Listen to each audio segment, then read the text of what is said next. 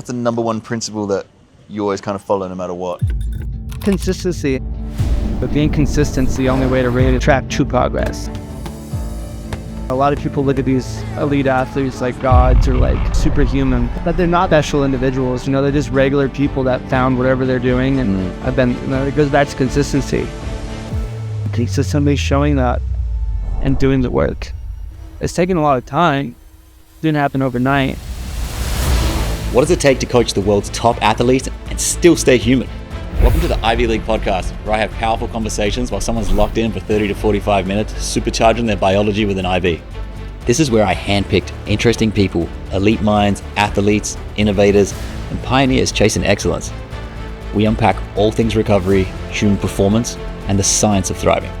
In this first episode, I sat down with Ian Larios, this year's winner of Coach of the Year, UFC nutritionist to multiple UFC world champions, and the mind behind some of the most elite physical transformations on the planet. We recorded this during an IV therapy session, and what came out wasn't just about training or nutrition. It was about mindset, discipline, and the often overlooked importance of recovery. We talked about what drives Ian to attempt to run the Guinness Book of World Records to run the entire island of Bali, all for charity, and why the people you surround yourself with matter just as much as the habits you build. This one's more than just a podcast. It really is an invitation to explore what it truly means to optimize your mind, body, and spirit. I'm Benjamin White, your host and founder of Human Plus, a precision wellness brand built with one mission: to upgrade the way we live, recover, and perform. Let's dive in. Right, how do you describe yourself now in the sense of like tours around with celebrities getting nutrition coaching and also going on tour with big artists and preparing people for fight camps? Right. Then also won, from what I know, the trainer of the year. Right. How do you describe yourself these days? I constantly look for challenge. Yeah. I love being an underdog. I love having my back up against the wall and like having people be like, how are you gonna run that distance, or how are you gonna run from Lavina to the block of the night? And there's like not really much doubt in my mind. I said go out there and do it. So I've been doing the work. I've been doing the prep. I've been doing the runs that I need to be doing. So the least of my concerns is working hard and yeah. So not much has changed, man. These are all things that I set out to do. The trainer of the year thing was a moment that I've been dreaming of for a long time. Like 10 years ago, I was sleeping in my car in Vegas and watched the guy that I looked up to growing up in the space win it multiple times, and like that's like set like the benchmark for me wanting to go out there and do it. So I saw him do it, and obviously you set like high goals and big goals for yourself. But like seeing it happen and like going to the event and like sitting in the back row and trying to envision what it'd be like to step on that stage and accept that award. And I didn't know the work I'd have to put in to get there, but like dreaming it and actually like training was like the last 10, 11 years of it to finally get to that one moment where my name got called. And I always envisioned my family there front row. It almost happened like exactly like I dreamed it. The champion at the time, Bilal Muhammad, was the one that like introduced the award, and like it's exactly kind of how I envisioned it. And he's also one of your fighters that you took on camp too, right? Is that made it that much more special? Having someone that I care about and having someone that I've been on this journey with and won a world championship with. I guess today we're doing a precursor. We're doing you we made an IV for like the Hyrox endurance athletes. Endurance Prime IV, you're going to be charging. So I'm curious to see, when was the last big run you did? What do you define as big? Well, more than 5 or 10 Ks. I've been doing over 10 miles for the past 2 months. So today's going to be my shortest run, and it's like 7K. Just like a little warm up. Like, I wonder if you'll be able to notice how your body feels running after doing these treatments. Yeah, no, there's sure there's going to be a big difference, just a chunk of it. It's so hard for me to orally rehydrate properly. I sweat a bunch and just getting all the minerals and electrolytes. It's taking so much time and fills up so much space in my stomach. So I was loaded up on carbs today too. So it's just the ideal way to do it. I mean, how many kilometers is tomorrow's run? 85. And you start when? We'll start at 4 a.m. So I'm hoping to finish here around. It's under 10 hours. If you feel undaunted, you can tell me, okay? Okay, thank you. Is this your first NID? No, oh yeah, first NAD. Yeah, first NAD. It feels a little weird when it goes in first. Huh? No, it'll start going in now, and then sometimes you feel like a little bit of a flush. So we do the NAD first in this little bag, and then we pack you full of vitamins, magnesium, and glutathione in the next one. I guess we just kind of covered that, but can you share a little bit about your background and how you got into performance nutrition and coaching? So the funny part about the nutrition thing is I kind of grew up in gyms. I was training in Reno, Nevada, and all my best friends were MMA fighters. And so I'd see them having bad weight cuts. I'd see them like walking through training and struggling and not eating, just eating an apple, like just an apple the entire day and cutting, I kind of thought maybe there was a better solution. There was definitely a better option. Because that's when I started looking into sports nutrition. I started cooking. So it was kind of through trial and error. I started working with all the guys, we girls at my gym. It kind of just happened as a passion project. Someone, just wanted to help their friends and help people they cared about. Never really thought of it as being a potential like crazy career that's taking me all over the world. So you never really had any cooking background. You just kind of like YouTubed it up and just became a ninja nutritionist. So I grew up in Malaysia. Food is like a huge part of the culture there.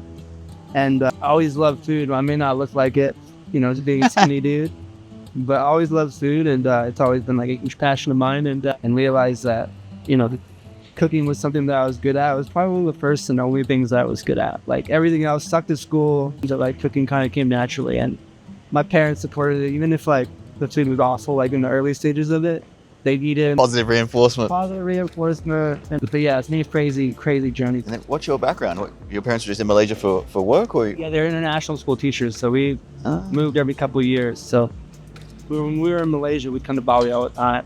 So it's kind of like where the whole Bali thing came into the picture. We come here every Christmas. Yeah.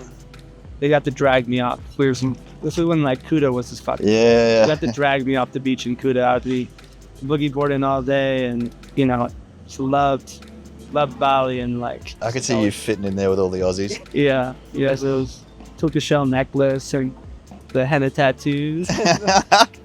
Did you know Gianni back then? No, not at that time. I met Gianni randomly. When he was fighting, we met randomly like on Twitter. I saw that he was from Malaysia. I followed him on Twitter. Yeah, you guys slid into the DM. He was actually my first paying client though. Yeah, right. It wasn't much. But he was my first paying client. When he was brother, when I moved to Bali full time, and we were at a different gym here that we were training out of, and he was fighting. He was actually fighting at 57 kilos. So, damn, little dude. I still see him as a little dude, little flyweight, regardless of whether he's bigger or not. Now he's still a little guy to me. So, and just for context, Gianni's one of the other owners and founders of the block. So how did that all come about? What inspired you guys to get together and start the block? We just wanted something that was like kind of in our own hands. We've been at a lot of different gyms and, been under the umbrella of others. And we kind of just wanted to create our own spot where we could create the culture and, we could kind of just have a one-stop shop, have the restaurant here, have a whole recovery spot, and kind of just build our own thing. It was a while of, helping other people achieve their dreams, and kind of sat down. We got the right people around us, and they were able to kind of put this together and help others achieve their dreams as well. So now building a fight team, building a space where people can come and learn. And I mean, it's an epic gym. Look at this spot. We're like surrounded by rice paddies, chilling down in the recovery. Cows in the background, in right back. Yeah. Oh no, I paid them to be here. Oh yeah, they're paid. They're extras. But yeah, there's a special spot, a lot of room to grow too. It's one of those things where there's a lot of learning curves, and it's always tough to do things with friends. But that's one thing that we really went into this being aware of, is like growing the business with friends is tough, but like business is business, and we've tried to create a special spot for everyone to come and be a part of, and the sky's the limit. I mean, growing business is difficult as it is, and then sometimes when you throw friends in the mix, it's always challenging, but I think you work through it and enjoy it at the end together. It's worth it. I mean, the crazy thing about me and Gianni is like, me and Gianni were sleeping on like a floor, like the little mat with a mattress topper that was like 2-3 inches, like 10-15 minutes from here when we first moved. We were broke and trying to like start our careers, so it was one of those things where it's like going from that to being able to come here and see him at work, and he comes up and sees me in the kitchen when I'm not here. It's been a crazy journey, and to share that together and to be able to see it from the grassroots up at the ground level, and come to a spot like this, and have our names attached to something like this. It's like make a special case. I'd do anything to that doc. So it makes it special to share this kind of thing. I love that. I think what you guys have created, for me, it's like one of the most aesthetically pleasing gyms. Yeah, it's pretty. Yeah. Ace Studios. Yeah, shout out to Ace Studios. They rocked it on this. I guess for you, you get asked nutrition questions all the time. What's the number one principle that you always kind of follow no matter what? Consistency. Being consistent is the only way to really like track true progress. A lot of people are like, oh, this is the perfect diet for me, and it might not be the perfect diet for someone else, but like being consistent will show you what the perfect diet for you is. Because Obviously, nutrition is very, very tailored to specific people and specific things and specific goals. But like whatever someone could do consistently, feel good at, perform at, whatever their goals may be, is what I try to tell people to do. You can't have the perfect plan for everyone, but whoever can do something where it's, you wake up and you're consistent with your hydration, the effects of that long term are going to help you with your nutrition, your overall goals. Like everyone wants the quick fix, the overnight, what's the fastest way to lose 10 pounds? The fastest way to lose 10 pounds, if you went in the sauna for 3 hours, you could probably lose 10 pounds. The most effective way, probably not. Yeah. But, the most efficient way to lose 10 pounds is, finding a diet that works for you, finding a training program that works for you, and being consistent with it. That's what I try to apply for myself. Already. Man, you just inhaled the NAD, and didn't feel anything. Oh, no, I felt it. What is this flush feeling? Well, this is the first time I'm doing IVs for a Guinness Book of World Record future holder who's running a marathon across Bali. I'm super curious to see how this data goes, and if your sleep score improves tonight, even though you're probably going to be nervous getting up at 4 a.m. Yeah, and I've been trying to go to bed early. My sleep habits, obviously coming off a tour with Jelly. The Jelly roll has been all over the place. But we got us all ordering. He's been figuring the biohack. Yeah. Really following, he's had a complete change of, approach to it now. He was obsessed with the Oura ring, so sleep's been huge for him, and so he got us all Oura ring to shot. We have to see each other's sleep. Oh, he's in the little group together competing. So we can see obviously we know who's working hardest. Yeah. But whoever has the best sleep score always, the trophies. So I've been more consistent with my sleep habit, running that. I've been on the leaderboard for a couple of days. I mean, just for context, you told me before, you're like, yeah, Ian comes and goes here in between touring with Jolly Roll, going to fight camps for professional fighters in the UFC, going for world title bouts, and then he gets a week off on his downtime and he comes to Bali to prepare for a world record and run in his rest period. Yeah, I had a couple messages from family members that were like, we're so happy you're back in Bali, just take this time, pick your seat up, relax, you've been working so hard. And I was like, you're right, I am gonna go actually kick my feet up, and by doing that I'm gonna run across the entire island. And I think these challenges are something that helped me kind of just take care of myself. A lot of my job is taking care of others and putting other people first. My gift to myself. And you got some interesting ways to rest. So what do they do? Did you have to apply to the Guinness Book of World Records to bring out a guy? Oh, you haven't organized that yet because it's next time. Yeah, so we're gonna have to figure that out. The guy that did it before said that it was gonna be an official attempt, but from what I've seen and from what I've heard, that was not true. They have to fly someone out to do They have it. to fly someone out to officially I guess make it an official and it goes in the book. I might have a contact for that. One of my friends here own a place called Mexicola, and they did they went for the Guinness Book of World Records. They had a full official person come out for I think it was most margaritas sold in a 4-hour period, and they had a big counter. All the Australians just slamming margaritas. It was such a fun night. Yeah, but yeah, they had the full official person there. They gave him a certificate and everything. I'll ask him if they have a contact for it. Yeah, they do. I mean, the guy that did it in 7 days. Yeah. I got a lot of respect for him for doing it, but at the end of the day, records are records, and records are made to be broken. So he did it in 7. I'm trying to do it in under 5. So if I can officially say it's the record, cool. If I could unofficially say it's the record, cool. So this is the warm up, and then from here you're gonna go on tour in Europe with Jolly Roll. Yep. Yeah, me and Jelly are doing the European tour at Coast Malone, and I'll be about a month in Europe. So both of my training is gonna have to be kind of geared around doing it around tour and doing it all over Europe. Perfect time to be in Europe was being late summer, and yeah, I'm excited. It's tougher to train on tour. I need the crew running with you, 'cause I know Jolly was doing he's doing on a fitness regime for. He is, yeah, he did. So he's supposed to be here in Bali because he's doing an Australia tour in October. Yeah. So we kind of scheduled it where he'll be here for the last couple days of the run, and he'll get his first 10K on my run. So he'll set his distance record, and I'll set a world. I'll come join you for the last 5. Yeah, I'm having everyone, whoever runs with me, has to run their furthest distance. I don't know what my furthest distance is. What do you think it is?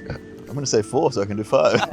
I'm just really trying to get the community out. It's all for charity as well. Yeah, I guess going back to what you do, bro, you work with a lot of elite level of competitors and touring celebrities. What's one myth about high performance people that you wish more people understood? That they're not like special individuals, they're just regular people that found whatever they're doing. And it goes back to consistency. A lot of people look at these elite athletes like gods or like, superhuman. Well, they're just people that really like fine tune their skills. Like when I explain the run to people, they look at me like I'm like crazy trying to go distance, but like I've just been practiced to be able to do that distance and preparing my body to be able to do that distance. Like I didn't just wake up and be like, I'm gonna run across Bali. Honestly, like that would destroy me. Yeah, it's just, I think it just goes back to consistency, and that's one thing that me and Jelly have really been working on, because obviously he's lost close to 90 kilos total, and people see the before and after pictures, and people are like, oh, he's on Ozempic, oh this, oh that. They come up with like these excuses for him of why he got there. One, I'll say today here that somebody's showing that and doing the work. It's taking a lot of time. It didn't happen overnight. So this is the L-carnitine going in? Yes. What's L-carnitine good for? For burn your fat. Burning fat. Yeah. Ian doesn't have much of that. How do you feel? I feel like I'm burning fat. I guess, what do you feel like is a thing that most people neglect when it comes to like long-term health? Because that's one thing I would say I will oscillate between like super fit and healthy periods, and then I'll travel, or especially traveling, like I struggle to maintain that. That's a great question. Probably just like the balance of it, right? And some people, approach it like you're either like training all the time and all the way in or all the way out. There's like no real middle ground. Yeah. And the middle ground long term is like, what longevity truly is. Like if you can like have the balance of like, you're training, you're eating right, you're hydrating, you're sleeping well, and all those things are going to be, it's incredible for your long term health. I have that issue. I'm constantly underhydrated, underslept, and still trying to approach it like, I'm not. Yeah, I think hydration and sleep is like a massive one. Things that like, yeah, if you can be hydrated and like, let's say like you miss a workout, not letting that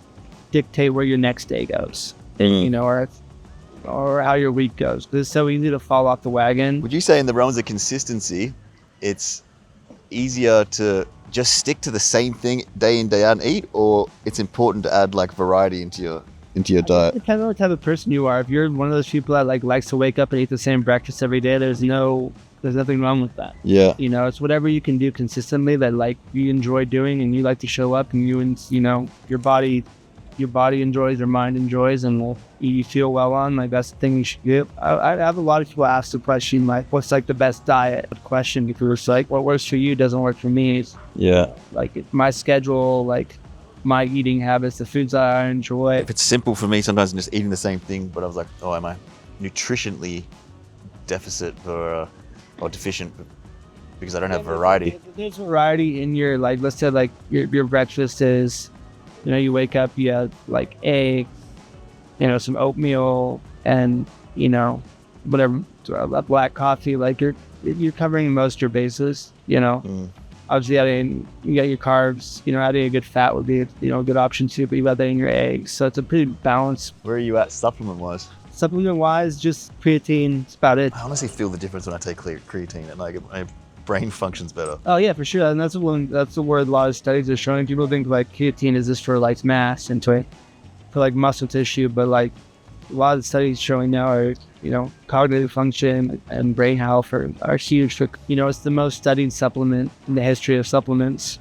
So people always like, especially girls, they're like, oh, if I take creatine, I say I'm going to put on creatine. Yeah, I'm going to hold more water.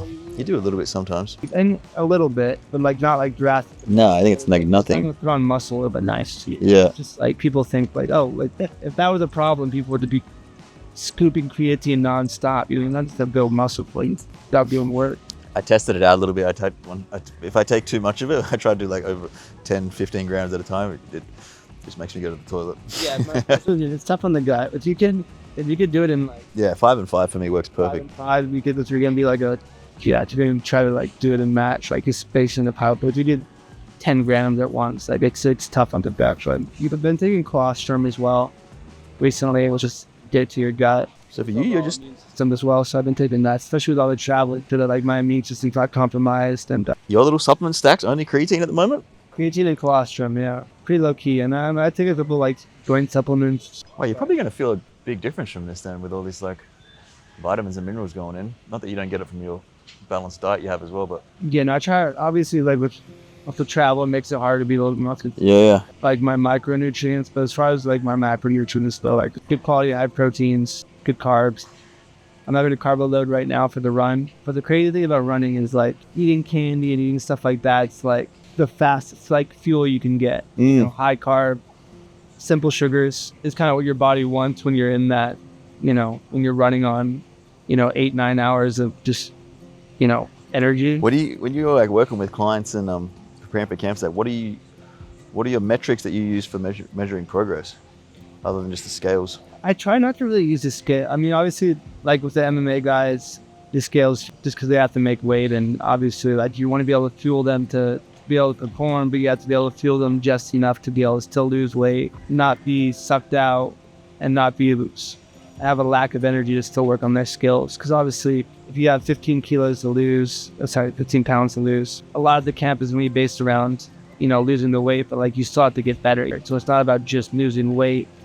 It's about being able to perform and be able to get better in training. So obviously performance metrics, how guys are recovering, how guys are sleeping, how guys are showing up to practice, and how well we're doing in training is, you know, the main base that I go off of. But more so how they're recovering in between sessions. Yeah. You know, the bounce back between a hard session where they feel like that, you know, they did a 9 or a 10, you know, level in training, and how long it takes them to recover in between sessions is like a true marker of like where they're at physically and where they're at in the camp. Are they all using biohacking things like hyperbaric oxygen chambers, infrared saunas, red lights, whatever, like PMF thing? Are they incorporating this sort of stuff in there, or is it still?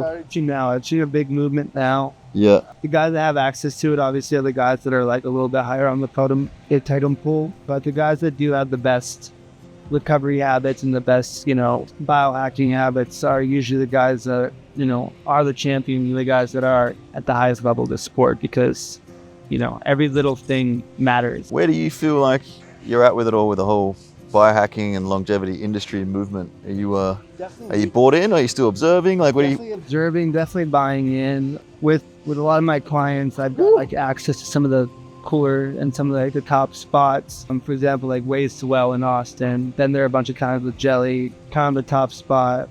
Got in Brigham's over there. He's Joe Rogan's guy. He's like the guy where everyone goes. And, Yeah, I've seen him. you know, turns into like Wolverine kind of mix over there. The Wolverine stack, yeah. The Wolverine stack, and yeah, and so all those guys over there are super cool. They're you know, at the cutting edge of it. So it's cool to see that, you know, coming to Bali and see what you're doing with that, and kind of creating the culture, because it's one of those things that like if you don't know, you don't know.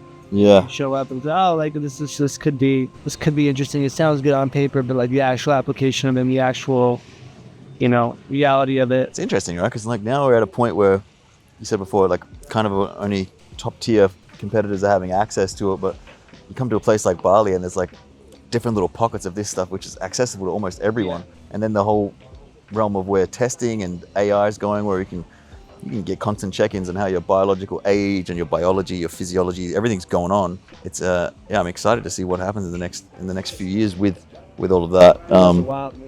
It's one of those things too, like you obviously come to Bali, it's a very health-driven place, and it's like almost expected for places to have ice baths, have saunas, like have all these things, because it's just the norm, you know. And when you create a culture of that, obviously it's like not indigenous to like the culture here in Bali that's kind of been created recently, but it's one of those things too where it's like you create that culture of like people trying to feel better, people trying to optimize their health, but then like it passes over. So it's like it's supposed to be a little community where it's so health driven, and so you know, there's such a focus on everyone feeling better and everyone looking good and everyone trying to feel good. So yeah, it's only getting better and better. I feel like Bali's kind of the mecca for health and fitness. I shared a post about a month ago, and it was like, science has already potentially hacked our biology to be able to like, we'll be a generation that can live up to 250 years old.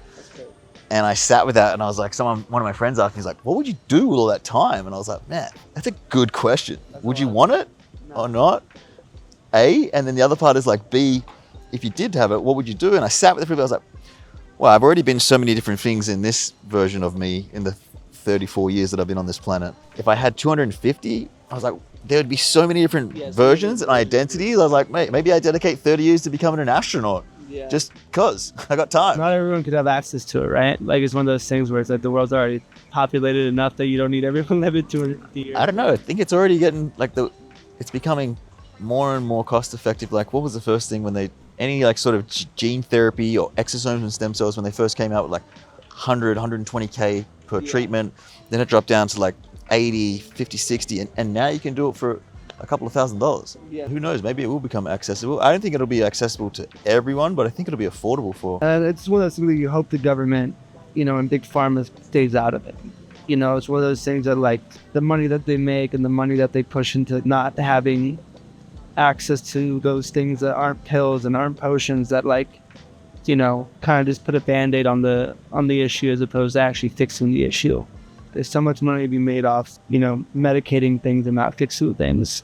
I don't know if there's a doctor called Dr. David Sinclair. He's doing some stuff out of Harvard in the United States, actually. And he's formulating they've already figured out how to like reverse aging and blindness in mice and rats. I think they've gone up to like doing things with, they're at the stage of doing chimpanzees. And I think at the end of this year or January, they're going to do the first human trials. And they've designed it to be just a pill. You have this pill and it goes in and it tells all of your cells to switch on reverse aging. So it's like, it's not that far away. That's crazy.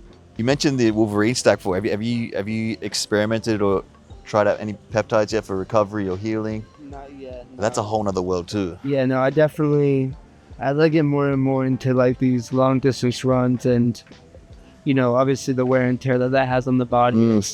I'm probably going to have to jump on that just because the wear and tear that these long runs and everything have on like your hips and your joints, like you can be physically prepared for it, but like there's such a difference between like preparing for it and like your body is taking the wear and tear of it. Like my body doesn't know what I'm doing tomorrow. Yeah. Obviously my mind does. Yeah. Well, it's that thing they say. It's like your mind that kind of gets in the way. Your body can do so much more than you think, and if you can just break through that. Yeah, for sure. And that's that's the runner's thing, right? Your mind will give up a long time before your body. Yeah. And so it's like, that's the one thing I've been really trying to like reiterate to myself is like keeping a strong mind and just like my body will get me there. If I control my thoughts and I control my mind, my body will follow. I mean, we got Human Plus down here at the block. I'm super excited to keep delving into what we can do and support the athletes. Now we have a full blood laboratory opening up and being able to give people real metrics on what's going on with their data, performance enhancing. I mean, I'm excited for where this space comes up in fitness industry just here in Bali alone with what's becoming available. The cool thing about the blood work, man, is like obviously like our goal is to be a one-stop shop. We got the kitchen here, so incorporating that blood work into food and the diet into creating a perfect plan for someone based off their their blood work and based off their performance and what they're trying to do. I mean, like obviously there's so many other options here, but high performers that want to come here and train MMA, train jiu-jitsu, and eat well and recover well. There's plenty of options, but not all of them have what we have in terms of roof, Hollander, and like a track record of at the highest level. It's easy to have the prettiest place, it's easy to have all the nicest equipment, but the true like marker of like success is your resume. And like we have a group of people here that are all from in my opinion the highest level and the best in the world. I think the community down at the block is one of my favorite gyms to go. Just so welcoming, warm. Everyone's interesting people here. Sauna chat's always great, but yeah, that doesn't have this this is not an egocentric gym. It just feels it's really beautiful like that. And a lot of fight teams, a lot of fight gyms do have that like kind of like bulldog, like heavy like mentality where like we want to create a culture where like you don't have to be a fighter to come here, you don't have to fight to come here, because not everyone's a fighter. And at the end of the day, you don't have to be a fighter to come here to optimize your health and take advantage of the facilities. And it's like I think it's great to be able to come here and hit pads and not have to worry about getting punched in the face. So what does the next 5 years look like for you? Like where you want to be located, living? What do you think you'll be doing? I'm also curious about this since you're my neighbor and my future running buddy. So start building a house here. Man, I'm really looking to like get off the road and slow down. Past 10, 11 years, I've just been living out my bag, just like running all over the world, chasing this dream. I accomplished everything I ever wanted to accomplish. So not only were you chasing the dream, you caught it.